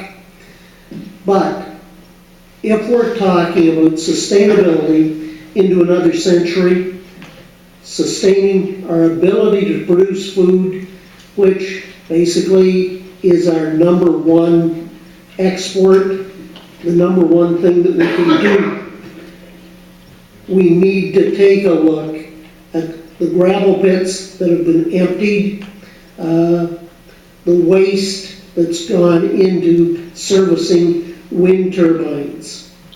Small wind turbines on individual farms for individual things probably are a good thing, but the way it was handled in the province with provincial government, Green Energy Act taking over things, big companies coming in from all over the world, it's not necessarily good for anybody that's living here. Okay, who's our next farmer on the panel coming around this way? Terry? Maybe grab a mic for me, Terry, just to make sure people can hear you. I'm not for the wind turbines. If anybody knows about Wolf Island, 25 years ago they had wind turbines go up. And they're supposed to be actually taking the wind turbines out, so what did they do? They bought the land that the wind turbines were on, so that they wouldn't have to take the wind turbines out, so they're just sitting there idling. They rip them down, but leave the concrete and the one spot still standing there. If you want to put one for personal use on your property, that's fine, but to actually put wind turbines up and disturb your neighbors and that whooshing sound, but it would drive everybody nuts. That's the way I feel. Any other, Jim? Campbell? John Stillman. And Would you like one in your front lawn, John? I would certainly not, sir. Oh, well then you and I feel the same way. And who is next? Ray? Yeah, John, I guess when I came to council, I was the one that made the motion to not be a willing host for the wind turbines. There were supposed to be studies done and completed, I believe, by the end of 2014 as to the health effects of it.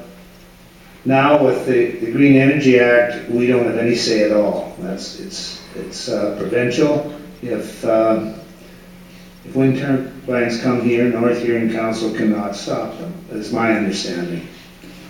No, I'm against them. Any other farmers? The questions are just the farmers, Jim? Yeah, well, they say if you have them, you like them. If you don't, you don't. So, I'm against them. I think we get into enough trouble with our neighbors without putting up something like that. I think they are not a good source of electricity. I think in Europe they're tearing them down. So why would we be doing it? I just can't see it.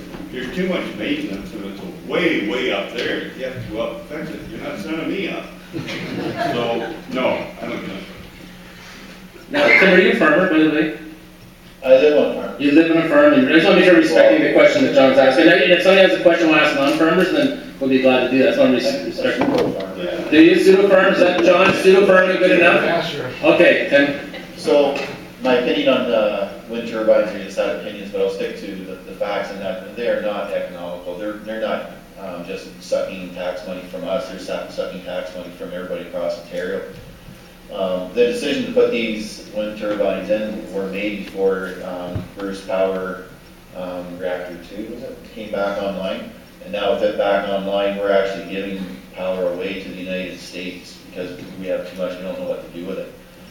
The companies that are putting up these turbines are making millions of dollars off energy tax credits that the government pays them for putting them up.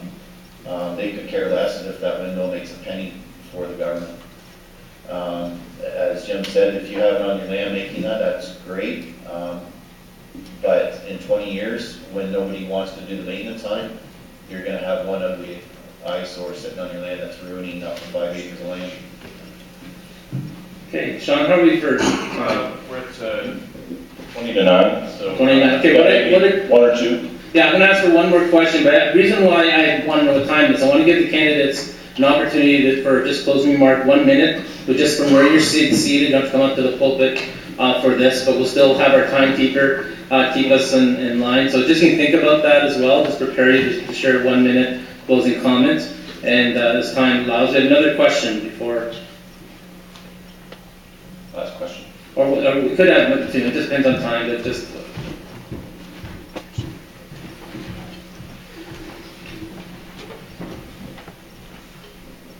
My name is Jason Schiestel. My question is for Lori McPherson.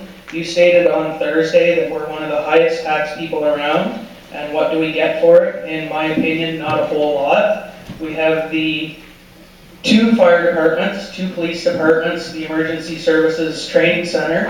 We have a hospital in town, we have a high school, we have 3 works departments that service the 3 wards. What additional services would you like to see for an area this size? And what services will we have to give up, or at what cost will that be? So Jason, your question's for Laurie. You want to know what additional services she thinks we should have for an area this size, because she says we don't get anything for our tax dollars. Okay, Laurie. And again, you can use the mic so we can. I don't believe I said that, but we do get services, maybe not as what other people get as services. We are taxed high. There's no question about it. Can we lower them? Maybe, maybe not. I haven't seen the books. I'm not privy to the books. A lot of people up here on council know what goes on behind closed doors. Until we know what's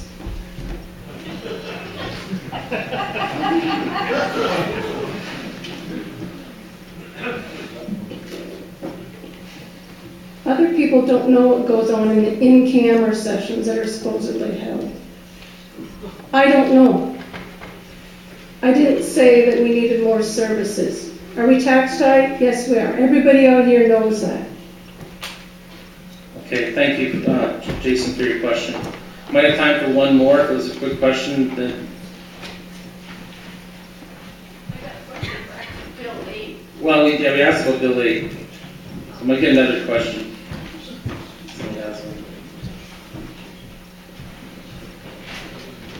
This is for everyone. What's your name? My name is Bruce Stanton. This is for all the candidates, with the exception of the school trustees. Most of you have expressed the need for more business, more support for agriculture, and more jobs. The Economic Development Department of North Huron is challenged with trying to develop our town and our township of North Huron. I'm curious as to what each of you feels the value of the Economic Development Department is, and if you do not find value in it, then how do you plan to address these issues? Okay, Bruce, I'll make sure I understand your question. Your question is, just say it again so we know what we're... So I'm asking about the Economic Development Commission. And what the question is? And the question is, do you find value in it? And if you don't find value in it, then how do you plan to address it? Do they find value in economic development or not? So may have time just for just a few to answer quickly, but by show of hands, okay, Tim, we'll start down with you. And go ahead. Sure, so... You may grab the mic there again, Tim, for me.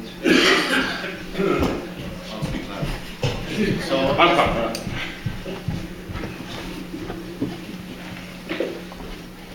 So it's one of the departments that I support at the Region Waterloo is they have an economic development office as well. As does many other municipalities right across Ontario. This is a growing movement. Everybody's challenged with this problem of attracting more jobs to the area. If we don't get in the game, we're going to lose out. The problem is we're too small to take it on ourselves. So by partnering with neighboring municipalities in the county to build a wider plan is the only way to go. So by joining with neighboring municipalities in the county to develop a plan for the greater community, we won't stand a fighting chance against the regions of Waterloos or the Greater Toronto region. Our community is not stopped at the North Huron borders. It goes beyond that. Just because you live in Wingham doesn't mean you work in Wingham. Many people drive to Goddard to work in the mine. Many people drive to Kincardine to work at Bruce Nucleus. But they come back to this area to live because this is where they grew up, or this is one of the nicer communities around. So we can develop our own plan by ourselves on our own and not stand a fighting chance, or we can work with others and hopefully come up with some viable plan. Okay, Brock, you want to address this? One of the things that we have been doing is working closely with Morris Turnberry. We have 3 agreements that we're working on with them. One of which is working together with the county planning department to prepare shovel-ready sites that will be ready for a business to set up next week. Once we get we're going to do all of the surveys and all of the analysis ahead of time, so that all of those things that delay opening a new business for sometimes years are going to be done. So if somebody's interested in setting up a business, I think that's one approach. We have a number of other things, but we have to recognize that this is not the Greater Toronto area. This is not Hanover. This is not any other place. We have our own unique problems, and we have to come up with creative, unique solutions for this. The 14-19 committee from Blyth is a perfect example of what happens in this area. It's the community that comes up with marvelous ideas, council supports them, and I think that's one example of something that's going to go somewhere. It has the potential of retaining our youth, providing our youth with the basis for new careers. They can go away and get some of their training, but they come back and they can find worthwhile, highly paid jobs in the cultural industry or whatever craft or skill that has been developed here. So there are a number of things on the go. The reason that it's slow is that we're having to invent solutions as we go. And that's not an easy process because we're cutting into new territory all the time, but it's going to be specific to us. Okay, so I'd like to finish this evening by thank you for that question, Bruce. Giving each candidate 1 minute to share what matters most to them, and I'll get our timekeeper ready to go.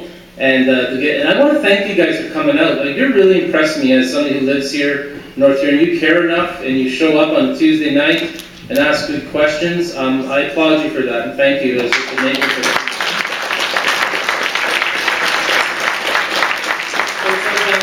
James Woodley, and again, watch for the card, gentlemen, and Laurie, and we'll just make sure that you have that minute to share what matters most, and we'll call it evening. So make sure you have a microphone. Okay, got one now. Well, my things, like I said before, is the growth of the community. We need businesses in here. We need places for people to work, bring stuff in there. About 12 years ago, Deb and I were walking around a show in Las Vegas, Nevada, a place called SEMA, which is the automotive industry, which I'm a member of. And here we see a little old town there. So we stopped, looked and looked and looked at it, and said, it's this town here we know. It's Listowel. Here they are, going to the world and telling them, do down there, bring your business here, bring your automotive production plant, bring all this stuff here to Listowel. And that's what I believe we need to do here. We got to go out and get the businesses in here. We might only get a small one, but if you look at Listowel now, it's really growing. 1 minute to what matters to me. So I guess maximizing the tax money that's collected, raising, increasing the number of jobs that are here so that future generations have a place to work and raise a family. And also maintaining the appearance of our communities. I'm continually impressed by the efforts that go on throughout our township. I travel all over southwestern Ontario to take my kids to sports events, and I'm saddened by other communities when you drive down their main street and it's nothing but boarded up stores. The people in this community should take great pride in making this look like a nice community to live. It's attractive, and that goes a long way in attracting new people to live in the community. Yeah, I agree, it's a great place to live. I've lived here all my life, and I like to die here. So, my main things, if elected, if people find me as a candidate, are to prioritize and affordability. We need most of the services we have. So it's going to be very, very hard to cut taxes. And as you can tell tonight, I'm really in favor of agriculture. I think it's the backbone of this community and has to be the backbone of this community if we're ever going to do anything and stay on top. So I'm asking for your support, and have a good night, and thanks for coming out. Ray? Yeah, first I would like to thank Pastor Royal tonight, and Orr Insurance, and the Northern Publishing Company for putting this evening on, and thank you all for coming.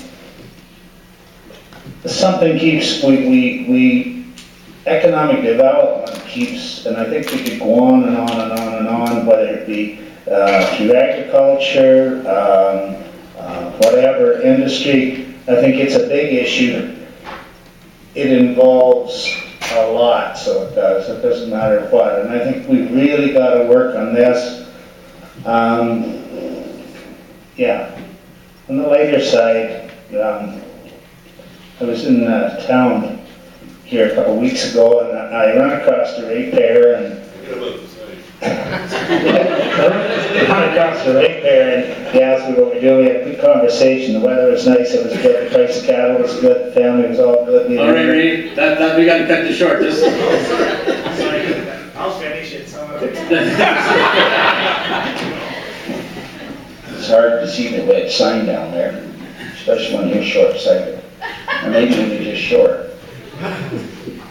The 20 years that I have sat on council, one of my dreaded times is working on the budget. All our department staff come in with all their wants and wishes, and we have to sit there and decide which ones we're going to cut, which ones we're really going to be working on. My goal in this next 4 years, if elected, would be to work with our neighbors. Our neighbors are very important to us, and we need to sit down at the table and just work on things. Work together to bring us all together, because our neighbors are part of our community. They support us, and they support, I can't see you.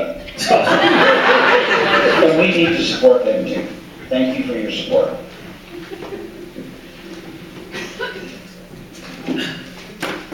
I think that the most important thing that we have to really look at is jobs, because if we have jobs, people are happy. They're going to be spending some money. They're going to be buying stuff from the build-all. They're going to be happy. They're not going to be struggling, waiting for unemployment or welfare, or losing their houses and everything else. So we need jobs. And with what Lori McPherson at the end has brought, she spent $7.1 million to bring a greenhouse operation here that's going to employ, when it's all set up and done, 20 acres. And to be denied to bring this here and give this area jobs. This is why I'm running. I find disgusting that red tape should be handed up on this and everything else, but if you want jobs, you need change to get the jobs. This is just disgusting what's happening. Thank you. Thank you very much. The thing is that when I decided to run for school board trustee, I actually received a booklet describing the role of the school trustee. It encouraged newcomers to run. I may be a novice when it comes to school board activities, but I do have the skills to learn how to become and work as your trustee on the school board. Thank you. Thank you. So thank you again for allowing me to speak on college behalf. As I say, colleagues can take it away from the area and isn't able to attend, but I can assure you today I was speaking to her, she had 2 different meetings she was doing over Skype, so there wouldn't be a cost to the board, but so that she could participate in committee meeting this afternoon and then the board meeting tonight. The other thing I guess I wanted to say on her behalf was just, I think that Colleen over the years has, she's been a trustee, but it's not just a job of showing up. She's taken the chances, taken the opportunities to be able to advance education. She's taken the positions with the Ontario Public School Boards, which required a lot of time, in order to be able to pursue paths for education and promote things like the trades and so on that weren't necessarily being respected in the schools in the past. Thank you. Thank you. I want to thank everybody for coming out tonight, and they were great questions. 2 things as Reed that I will do. Number 1 is the budget. The budget is the most important. The second is a question which is asked, Economic Development Committee. I will take the time, and I will be at every company that wants to come to North Huron. I will be part of it. I have to be part of it. It's the way I'm built. A few years back in the 80s, I was on CBC Venture. I've been at just about every international paper going on my achievements in the 80s. I can build. When I worked for Agicur, I was handed the Walmart contract because they were losing it. 15 years later, that contract is still signed. I can build.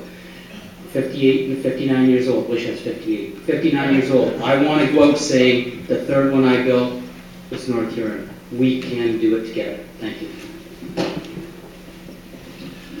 My priorities will be switching to the Ombudsman to ensure transparency and accountability of Council. We need to end the moratorium with Morris, Turnberry, and municipal neighbors so industry can come here. Public input at council meetings before decisions are made. We need to have fair billing, especially with municipal neighbors. And we need to get rid of the lead pipe in our water system. And I would appreciate your support. Thank you. Thank you for everybody that's here. I'll go to economic development. One of the things, there's a thing called the Privacy Act. Our economic development department have to respect that privacy of any individual that wants to build or move through the system to build something here. That economic development department fields a number of questions every week, but from people that are looking. We need to get a few more wins. There's a number of things that are in the pipe. I can't say anything about them. And another thing, for my newspaper ad, I put 31 points of things I did in September. I was paid for approximately 5 of them. The rest were volunteer. Okay, thank you. Yes, thank you for having us tonight. To the fellow that asked the question, why Blyth? Well, Blyth is a beautiful little town that's growing, but without all of us going together and getting employment going, none of us are going to grow. And I don't want to see that. I don't want to see another Chatham County die just because people don't want to get together and make things happen. We all must get together. We all must work together, strive together, and I just hope that you give me a chance to be on the council for Blyth. Thank you. Thank you all for coming. Everybody uses the buzzword economic development. Our problem is we've done numerous studies, piles of paper that sit there, and we've spent tens, if not hundreds of thousands of dollars in the last few years. What we actually have to do now is sit down, take that information, and make some concrete goals. And that's what's been lacking, I think, to some degree. But we have to understand that governments do not create jobs. Governments create an environment that will make it attractive for industries, whether they be 1 or 2 individuals or whether they be 100 people. So that's where we have to make sure that our infrastructure from the technology standpoint is up to snuff. And there are some areas that are lacking, but there has been progress. I'm not going to say there hasn't been, but I think that we all have to understand that that's the future, not big industry, and we have to work together as all 3 communities. Thank you. I'd like to see North Huron as one. Why are we Wingham? Why are we Blyth? Why are we East Wawanosh? Why can't we just be one ward? Another main thing I want to do is North Huron people need to speak. You shouldn't feel offended or put down if you want something to say. Council meetings are for all of us. You're only going to have 6 people representing you. If you need something to say, let them know. Let them speak for you if you don't want to do it. And economic development is a big thing, as everybody said. We need to bring jobs into the areas, whether it's just increase the business we have or bring in new business. Somehow we need to bring people into our area. Thanks. We're meeting tonight in Blyth Memorial Community Hall. Almost 100 years ago, this community was deciding what to do for building a cenotaph. And the decision was to build a magnificent hall. People said, you can't do it. You're too small. You'll never get it done. We did it. They did it. This has repeated itself. People said we couldn't have a professional theater, a little hick town like this. We have one. It's been going for 40 years. People proposed a 1419 dinner for 1,419 people on the main street. Nobody believed it. Not even the organizers, but it was done. So let's dream big. We can do it. Thank you. All right, so normally this time I'll pick up an offering.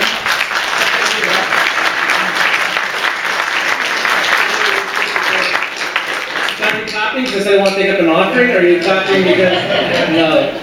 I think you're clapping because you want to applaud the efforts of these people, and thank you so much for coming out tonight. Thank you, candidates, for being willing again to stand up and speak and share your ideas. Everybody did very well. We are invited to stay for some refreshments provided by Queen's Bakery, courtesy of War Insurance, so you're welcome to do that. Thanks again for coming out this evening. I trust this was helpful for me. I trust it was helpful for you as well. Thank you very much.